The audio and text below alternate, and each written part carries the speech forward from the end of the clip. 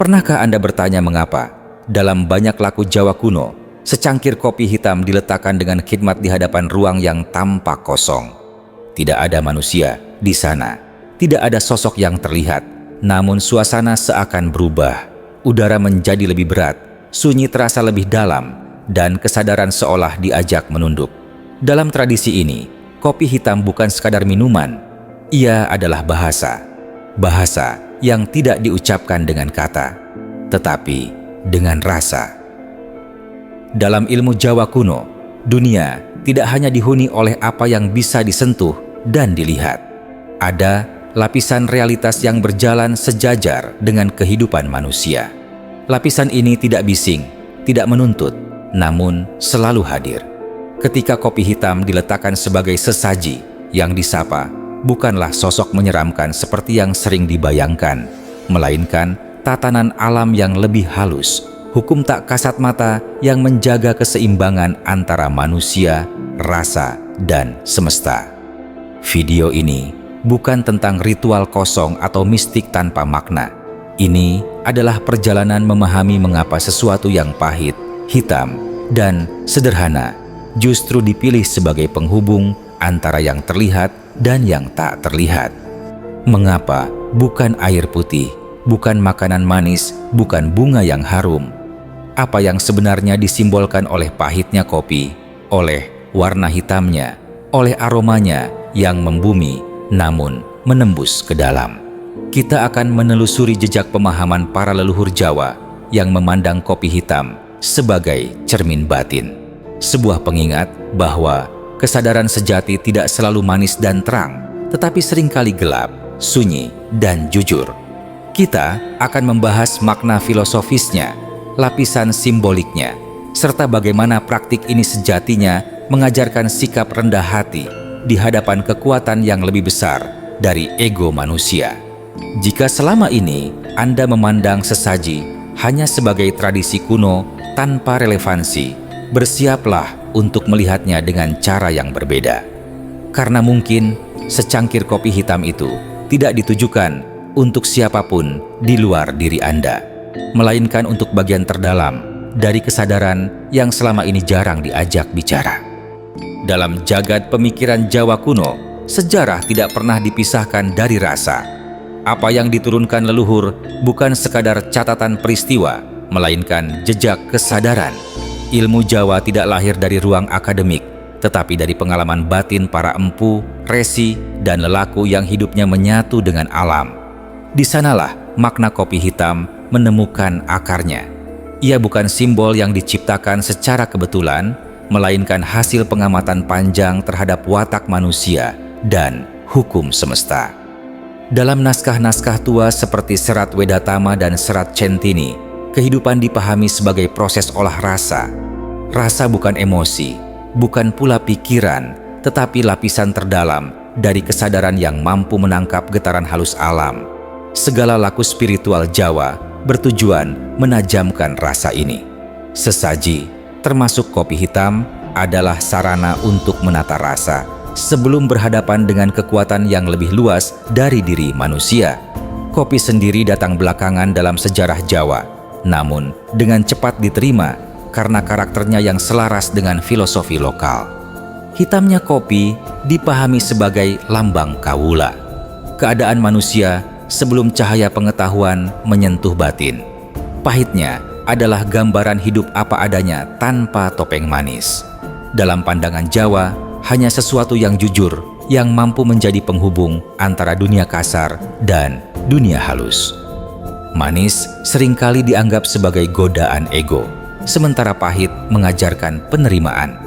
Konsep ini selaras dengan ajaran Sangkan Paraning Dumadi, asal dan tujuan segala yang ada. Segala sesuatu berasal dari ketiadaan dan akan kembali ke ketiadaan. Warna hitam pada kopi bukan kegelapan yang menakutkan, tetapi simbol dari asal mula sebelum segala bentuk muncul.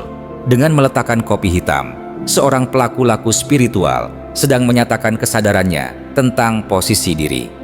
Aku berasal dari sunyi dan suatu hari akan kembali ke sunyi. Dalam kosmologi Jawa, alam dibagi menjadi jagat alit dan jagat gede. Jagad alit adalah diri manusia. Jagad gede adalah semesta beserta seluruh lapisan tak kasat mata. Hubungan keduanya harus dijaga melalui sikap selaras. Sesaji bukanlah pemberian untuk menyuap entitas gaib, melainkan alat penyelarasan batin manusia agar tidak melanggar tatanan. Kopi hitam berfungsi sebagai jangkar kesadaran. Aromanya mengikat pikiran agar tidak melayang. Warnanya mengingatkan untuk tidak sombong. Rasanya melatih keikhlasan, menerima hidup tanpa penyangkalan. Filosofi ini juga berkaitan dengan konsep sepi ing pamrih rame ing gawe. Kopi hitam tidak menarik perhatian, tidak berhiaskan warna atau rasa yang memanjakan.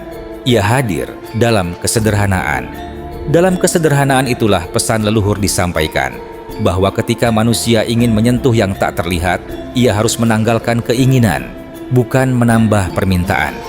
Ia harus hadir utuh, bukan dengan ambisi, melainkan dengan kesadaran yang hening. Pada titik inilah kopi hitam menjadi lebih dari sekadar sesaji. Ia adalah pengingat sejarah batin Jawa, sebuah warisan sunyi yang mengajarkan cara berdiri di hadapan semesta tanpa suara, namun penuh makna.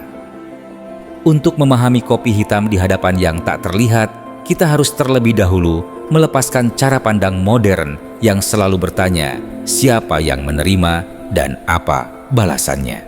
Dalam ilmu Jawa kuno, pertanyaan semacam itu justru menjadi penghalang pemahaman. Kopi hitam tidak ditujukan kepada sosok tertentu. Ia diletakkan sebagai penanda keadaan batin, seperti cermin gelap yang memantulkan isi diri tanpa kata. Bayangkan kesadaran manusia sebagai air dalam bejana. Jika air itu keruh oleh keinginan, ketakutan, dan prasangka, maka apapun yang diletakkan di hadapannya akan kehilangan makna. Kopi hitam berfungsi sebagai pengingat untuk mengendapkan keruh itu. Warna hitamnya menyerap pandangan, memaksa mata berhenti mencari bentuk. Saat mata berhenti, rasa mulai bekerja. Disinilah inti laku Jawa bermula. Dalam tradisi laku batin, kopi hitam sering diletakkan sebelum semedi atau doa tanpa lafaz. Bukan untuk memanggil, tetapi untuk menata. Aromanya membuka kesadaran jasmani. Rasanya yang pahit mengunci ego agar tidak berharap kenyamanan. Ketika seseorang duduk di hadapannya, ia sejatinya sedang berhadapan dengan dirinya sendiri dalam keadaan paling jujur. Kopi hitam juga melambangkan sikap pasrah aktif. Pasrah dalam pengertian Jawa bukan menyerah, melainkan menerima hukum semesta tanpa perlawanan batin. Pahit tidak ditolak, hitam tidak dihindari. Semua diterima sebagai bagian dari perjalanan. Dalam keadaan inilah manusia dianggap layak untuk selaras dengan yang tak terlihat. Bukan karena ia meminta, tetapi karena ia tidak menghalangi aliran. Ada lapisan makna lain yang sering luput dipahami. Kopi hitam berperan sebagai pengikat antara waktu. Ia disajikan panas, kemudian dibiarkan dingin. Proses ini mengajarkan tentang kesabaran dan perubahan. Tidak ada yang bisa diminum dalam keadaan tergesa. Demikian pula laku batin. Kesadaran tidak bisa dipaksa matang. Ia harus melalui fase panas, diam, lalu jernih. Dalam ilmu Jawa, segala sesuatu yang bersentuhan dengan laku batin harus memiliki unsur bumi yang kuat. Kopi berasal dari tanah. Ia melalui proses panjang sebelum sampai ke cangkir. Ditanam, dipetik, dijemur, disangrai. Semua tahapan ini mencerminkan perjalanan manusia dari ketidaktahuan menuju kesadaran. Ketika kopi hitam diletakkan sebagai sesaji, seluruh proses itu ikut hadir secara simbolik. Ia membawa pesan tentang ketekunan dan kesadaran terhadap asal-usul. Yang tak terlihat dalam konteks ini bukan makhluk tertentu yang menunggu sajian, melainkan hukum keselarasan itu sendiri. Ketika batin manusia selaras, ia tidak perlu memanggil apapun. Alam akan merespons dengan caranya sendiri. Kopi hitam menjadi titik diam. Titik di mana pikiran berhenti menuntut dan rasa mulai mendengar. Pada tahap ini, pemahaman paling penting adalah menyadari bahwa makna sesungguhnya tidak terletak pada kopi, tetapi pada keadaan orang yang meletakkannya. Kopi hanyalah medium, seperti pintu yang tidak pernah memaksa orang untuk masuk. Ia hanya ada, menunggu kesiapan siapapun yang berdiri di hadapannya. Ketika pemahaman tentang kopi hitam sebagai medium batin mulai terbuka, kita diajak masuk ke lapisan yang lebih dalam. Disinilah banyak kesalahpahaman muncul. Sebagian orang menganggap sesaji sebagai bentuk komunikasi dua arah yang bersifat transaksional. Dalam ilmu Jawa kuno, cara pandang ini justru menurunkan nilai laku itu sendiri, yang tak terlihat, tidak pernah meminta. Manusialah yang seringkali lupa menempatkan diri. Kopi hitam diletakkan bukan untuk memberi makan dunia halus, melainkan untuk menandai batas kesadaran. Ia menjadi semacam penunjuk bahwa pada titik itu, manusia berhenti menjadi pusat segalanya. Saat cangkir kopi diletakkan, pelaku laku sedang menyatakan bahwa ada tatanan yang lebih luas dari logika dan keinginannya. Inilah latihan kerendahan hati yang sangat halus namun mendalam. Dalam ajaran Jawa, dikenal konsep eling lan waspada. Eling berarti ingat akan asal dan posisi diri. Waspada berarti sadar terhadap gerak batin yang licin. Kopi hitam berfungsi menjaga dua hal ini tetap hidup. Setiap kali pandangan jatuh pada warna hitamnya, batin diingatkan untuk tidak larut dalam khayalan. Setiap kali aroma pahitnya tercium, kesadaran jasmani ditarik kembali ke saat ini. Ada pula pemahaman tentang pamoring kawulalan Gusti. Penyatuan antara hamba dan Yang Maha Ada tidak terjadi melalui permintaan, tetapi melalui kekosongan batin. Kopi hitam melambangkan kekosongan ini. Ia tidak menawarkan kemewahan rasa, tidak pula keindahan visual. Justru dalam ketelanjangannya, ia mengajarkan bagaimana manusia harus hadir ketika ingin mendekat pada hakikat. Di beberapa laku Jawa, kopi hitam ditemani keheningan total. Tidak ada mantra, tidak ada gerakan simbolik yang berlebihan. Ini menunjukkan bahwa kekuatan utama bukan pada ritual, melainkan pada kualitas hadir. Ketika batin benar-benar hening, yang tak terlihat bukan lagi sesuatu di luar sana. Ia menjadi kesadaran itu sendiri. Pada titik ini, batas antara penyaji dan yang disajikan mulai kabur. Nuansa penting lain adalah tentang tanggung jawab batin. Ilmu Jawa selalu menekankan bahwa setiap laku memiliki akibat. Kopi hitam mengingatkan bahwa pahit harus ditanggung sendiri. Tidak ada yang bisa menggantikan proses itu. Dalam laku spiritual, seseorang tidak boleh berharap bantuan tanpa kesiapan menanggung konsekuensi perubahan diri. Kopi hitam berdiri sebagai saksi sunyi atas komitmen ini. Seringkali orang bertanya kapan waktu yang tepat menyajikan kopi hitam. Jawaban Jawa kuno tidak pernah spesifik. Waktu terbaik adalah ketika batin siap. Bisa pagi, bisa malam, bisa saat sunyi, bisa saat hati penuh. Ini menegaskan bahwa praktik ini bukan tentang aturan kaku, melainkan kepekaan rasa. Ketika rasa telah peka, tanda-tanda dari dalam akan muncul dengan sendirinya.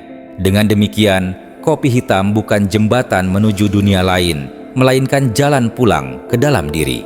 Yang tak terlihat bukan sesuatu yang jauh, tetapi lapisan kesadaran yang selama ini tertutup oleh kebisingan pikiran. Ketika kopi hitam diletakkan dengan penuh kesadaran, ia menjadi undangan untuk masuk ke ruang batin yang jarang dikunjungi. Ruang di mana manusia berhenti bertanya dan mulai mengerti. Memahami kopi hitam dalam ilmu Jawa kuno tidak akan membawa perubahan apapun jika berhenti pada pengetahuan. Laku sejati selalu menuntut keterlibatan batin. Praktik ini tidak membutuhkan tempat khusus, benda langka, atau kemampuan mistik tertentu. Yang dibutuhkan hanyalah kejujuran pada diri sendiri dan kesediaan untuk hadir tanpa tuntutan. Mulailah dengan menyiapkan secangkir kopi hitam murni, tanpa gula, tanpa campuran apapun. Proses menyiapkannya adalah bagian dari laku. Perhatikan setiap tahap, air yang dipanaskan, bubuk kopi yang dituangkan, aroma yang perlahan muncul. Lakukan dengan kesadaran penuh, bukan sambil tergesa atau pikiran bercabang. Pada tahap ini, Anda sedang melatih batin untuk berada di satu titik. Letakkan kopi hitam di hadapan Anda. Tidak perlu altar, tidak perlu arah tertentu. Duduklah dengan sikap yang nyaman namun tegak. Diamkan tubuh dan biarkan napas berjalan alami. Jangan langsung berdoa atau mengucapkan permohonan. Dalam ilmu Jawa, keheningan awal jauh lebih penting daripada kata. Tatap kopi itu sejenak, lalu lepaskan tatapan. Biarkan rasa yang bekerja. Ketika pikiran mulai muncul, biarkan saja. Jangan dilawan, jangan diikuti. Anggap pikiran seperti uap dari kopi panas. Ia muncul lalu menghilang dengan sendirinya. Fokuskan perhatian pada sensasi tubuh, pada aroma kopi, pada keberadaan diri di ruang itu. Inilah latihan eling lan waspada dalam bentuk paling sederhana. Jika muncul dorongan untuk meminta sesuatu, sadari dorongan itu tanpa menuruti. Kopi hitam mengajarkan bahwa kesadaran tumbuh bukan dari permintaan, tetapi dari penerimaan. Setelah beberapa saat, Anda mungkin merasakan keheningan yang berbeda. Bukan hening kosong, melainkan hening yang hidup. Pada titik ini, tidak perlu melakukan apapun. Biarkan proses berjalan. Praktik ini dapat dilakukan secara rutin, namun tidak perlu dipaksakan sebagai kewajiban. Ilmu Jawa selalu menghindari laku yang lahir dari keterpaksaan. Jika suatu hari batin terasa penuh atau kacau, kopi hitam dapat menjadi alat penenang yang jujur. Ia tidak menenangkan dengan hiburan, tetapi dengan menghadapkan Anda pada keadaan apa adanya. Tantangan terbesar dalam praktik ini adalah ekspektasi. Banyak orang berharap mengalami tanda-tanda tertentu. Penglihatan, bisikan, atau sensasi luar biasa. Justru harapan inilah yang harus dilepaskan. Keberhasilan laku ini seringkali ditandai oleh hal yang sangat sederhana. Pikiran menjadi lebih jernih. Sikap hidup menjadi lebih rendah hati. Keputusan diambil dengan lebih tenang. Kopi hitam juga dapat menjadi pengingat harian, tidak selalu sebagai laku duduk. Kadang cukup dengan meminumnya perlahan sambil menyadari pahitnya. Setiap tegukan adalah latihan menerima hidup tanpa penolakan. Dengan cara ini, ilmu Jawa tidak berhenti sebagai ritual, tetapi menyatu dalam keseharian. Kopi hitam di hadapan yang tak terlihat pada akhirnya bukanlah tentang apa yang diletakkan di meja, melainkan tentang apa yang diletakkan di dalam batin. Kita telah menelusuri bagaimana secangkir kopi sederhana menjadi simbol kejujuran, kerendahan hati, dan kesadaran akan posisi manusia di tengah tatanan semesta. Ia mengajarkan bahwa dalam ilmu Jawa kuno, jalan menuju pemahaman tidak dibuka dengan permintaan yang keras, tetapi dengan keheningan yang jujur.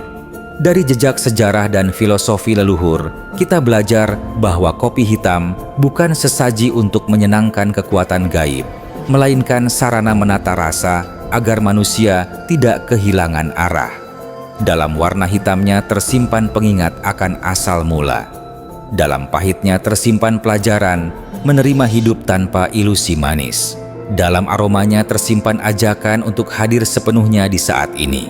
Ketika praktik ini dijalani dengan kesadaran, ia perlahan mengikis keangkuhan batin. Manusia tidak lagi berdiri sebagai pusat semesta, tetapi sebagai bagian kecil yang ingin selaras. Di titik ini, yang tak terlihat tidak lagi terasa asing atau menakutkan. Ia menjadi hukum alami yang bekerja dalam diam. Semakin seseorang berhenti menuntut, semakin ia memahami. Ilmu Jawa kuno selalu mengarahkan manusia untuk pulang ke dalam.